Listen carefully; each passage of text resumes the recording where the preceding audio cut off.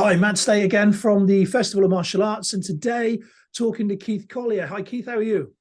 I'm fine, thank you, Matt. Yeah, good. All good. Great.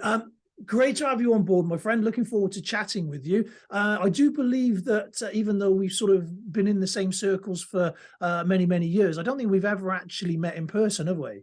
No, I don't think we have. No, no, No, we have. so well, that's something that I'm personally looking forward to. So, right, first things first. Then, for those that may not know anything about you, can you give us a little overview of sort of who you are, what you do? Okay, yeah. I started with Wing Chun years ago, and I've still been doing that. So 23, 24 years I've been practicing Wing Chun, and I love the art. But I found it didn't have enough training on modern type weapons that are used for self-defense. So I started doing Krav Maga, started doing boot camps, and then I started to actually see the pressure testing and stress inoculation type training, and really enjoyed that. And so I went to do a Krav Maga instructor course, which was like 18 days. It was a bit of a kick in. Yeah, that was hard, really hard, but I did it, and then just started teaching Krav, and now I sort of started my own version of Krav Maga, which is like a combat ready offensive survival system. And I also teach still my Wing Chun, but both of them are very influenced by self-defense. Okay, yeah, pretty good overview. Krav Maga is an interesting sort of beast, isn't it? Because there's Yeah. there's a whole range of Krav Maga on the spectrum. Yeah. It's not how it sort of used to be in the old days, and a lot of people, how should we say, misunderstand what Krav Maga is actually supposed to be. So, yeah, that's probably a really good place to start, isn't it? What's your interpretation of, in essence, what Krav Maga is and stands for?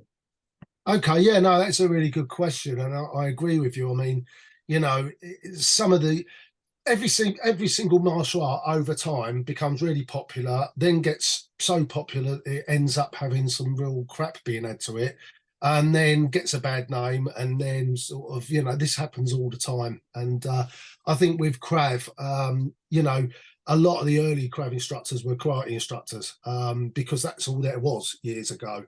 Now it's changed a little bit that they're all different, and like me being a Wing Chun instructor, my Krav is very different to someone that does karate. So I think it's actually Krav itself. It's not how you do what you do; it's just getting it done. Hmm. And I think you still have principles in there and a mindset in there that's Krav Maga, but I think really and truly it's not. You don't actually have a Krav technique as such. I think it's more about if you've got a principle-based system, it works a lot better than actually thinking in techniques. So I think Yeah. that's the way I interpret it, and I always bring a lot of my principles of Wing Chun into my Krav Maga as well.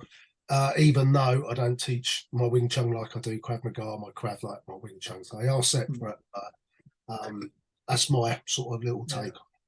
Yeah, no, that's sort of very much aligns with how I view it. I mean, I started getting into Krav a very long time ago when it was sort of relatively new into the country, and it was very basic. It wasn't kind of the beast that it is today. And I was told back then, and it sort of stuck with me that Krav Maga is more of a principle than a way of thinking, if you like, than it is a set of techniques. Um, and it was all about sort of the mentality of it, the way that you approach it, if you like. And so yeah, it's interesting because over the years, as you say, most people that came into Krav had a background in something else. Yeah, And they yeah. had a foundation in something, and so their flavor of it is slightly different to everyone else's. But that's both the great thing about it and probably its biggest weakness, I would maybe suggest. Um, Yeah. I think you're right, because I mean, obviously, if you're a BJJ instructor and you're doing Krav, your ground stuff's going to be fantastic, but then you've got to look and say it's a situation and context that gives you the decision. So, do I want to be on the ground in the first place? If you're actually really good on the ground, you're going to actually concentrate on staying there. Maybe not always, but so I think BJJ is brilliant. I also train that as well, and I bring what I can from it into my Krav, and but it's always to get back up. So the principle is to get up. I don't do anything to stay on the floor. I do it to get up. Yeah, yeah. You can learn a lot from BJJ guys on how to get someone off you, but then get up, not to roll back on top and start rolling around the floor. So, you know, it's a different thing completely. It's not, you know, martial arts. I love martial arts. I think they're all great, but they're all striving for different things. Whilst if it's self-defense, it's to get in and get out and get the job done and get home. It's not about fighting, really. Yeah, no, again, wholeheartedly agree. That's the beauty of martial arts, is that there's a flavor and a way that appeals to everybody. So whatever it is that you want from your training, your arts, you can find it. It's just about being sort of truthful about what it is that your particular way of doing things does. For everybody. So with that, one of the questions that often pops up on social media and you hear all the time, and it's an interesting one, and I like getting people's sort of opinions on this, and that's the viewpoint of a certain sort of combatives practitioner, is that it's too dangerous to practice with a competitive sport environment. It's too dangerous to take it into the ring. What's your take on that? Because again, I find these things fascinating. Do you know what? To be honest with you, I think if you're a Krav guy and you box, or you actually do some Thai boxing, or you go in an MMA, it's only going to make you better. It's not going to make you worse, is it? However, you know, there was a classic example of some guys who were MMA guys on a CCTV that started a fight at a petrol station. One of the blokes got out a big lump of wood and beat them both over the head with it. They didn't know what to do. So, you know, it's like your knife defense. That's another thing as well. Is good knife defense and bad knife defense. The best one is to get out the way and get, you know, avoid it, see it coming, disappear. But there's always the chance that you won't. And it's actually knowledge, I think. Knowledge and understanding that, like you said earlier, they're all different beasts and everything's good for someone, but not everyone. So, because we're all different, aren't we? You know, and, we do things for different reasons. So I think just knowing, being honest with that, and that's the main point, really. Oh yeah, I'm sure. Again, it's one of those with the modern world now, with YouTube and TikTok and Facebook and everything else. You can find a video to back up your point of view if you look in just about every scenario now. So again, it's just one of those where the way that we are now, I mean, there's always been that sort of pointing the finger, as in, you know, you guys don't know what you're doing, we're doing it right, you're doing it wrong. When in actual fact, we're all just versions of the same thing overall. And I mean, that takes us nicely back into the festival itself, because the idea of that is to celebrate, you know, what we share, not to point out our differences. Quite the opposite. So with that in mind, we want to get a broad spectrum of different arts, different people involved, and that includes yourself, which is great. So thank you for saying you're coming on board. So when you're looking to come and teach, have you got a specific sort of thing in mind that you want to be looking at, or is it open for discussion? I'm going to be obviously having a stall there, so I'm open to discussion there on that. But what I'm going to be demonstrating is our knife defense. I actually call it knife offense. You know, I try to change the mindset. If someone's attacking you with a knife, you don't defend yourself, you attack them back. And you know, I see a lot of stuff where it's sloppy and knives are being held, given back in training. There's a lot of space. Space is your enemy when it comes to a knife. So I'm going to be sort of really showcasing what we do regarding our CASP, which is our Knife Assault Survival Program.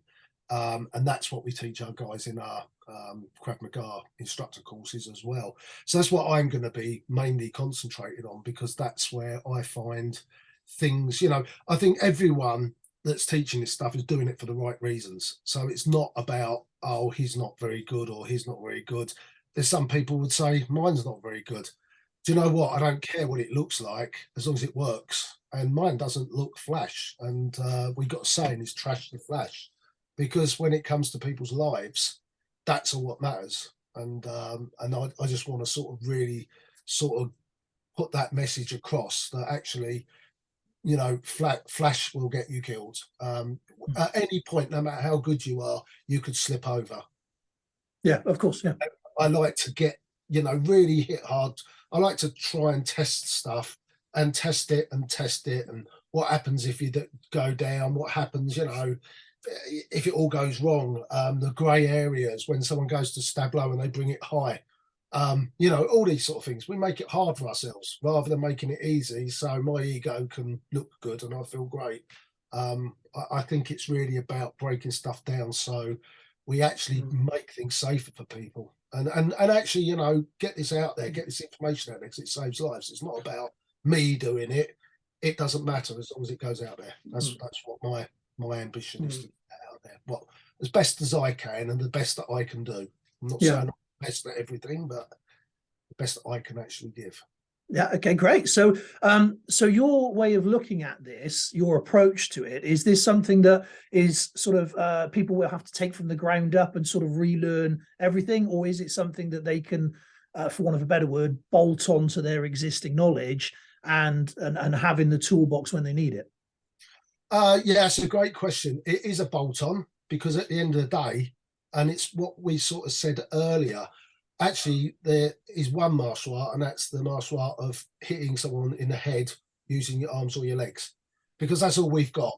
And when shit hits a fan, you look at two boxers that are really trained, when they're actually tired, fatigued, when they're actually stressed, it all starts to go sloppy and horribly wrong. And I think at the end of the day, it's actually training for that and being honest and just, you know, this is a bolt-on system. If you can hit and you can strike, you can move, well then it's a bolt-in system for that. And obviously it's a system that's within our Krav Maga system as well, but it's just a knife part. And, you know, it's very, very tight. I do Wing Chun, which is all about being tactile anyway. And that's what I feel makes it very good. Yeah, yeah. I mean, for myself, I'm interested in seeing the connection, if you like, between the Wing Chun and the Krav, and how you interpret that, because I've seen lots of different flavors over the years of people from different backgrounds coming in, and it's always fascinating to see how people blend that together. So yeah, I'm really looking forward to that. So another question, slightly off topic of what we've just been talking about, but one that is more closer to my heart as time moves on. I noticed a little bit of grey in your beard, my friend, the same as myself.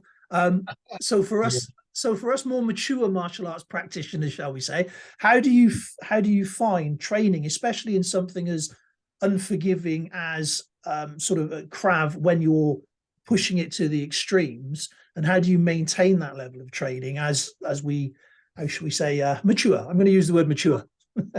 Yeah, you know, I still train. I train, like I said, I go and train Thai boxing. I keep fit by doing that, and just working out in my gym as well. But I also train other martial arts as well, just to keep my brain going. And I think it's just important to just keep plodding on with it. I mean, we are getting older, but you just have to slow down. But then, you know, you can still burst for 10 seconds, and that's all you need. That, you know, be the worst person you can be for 10 seconds and get you out of a lot of trouble.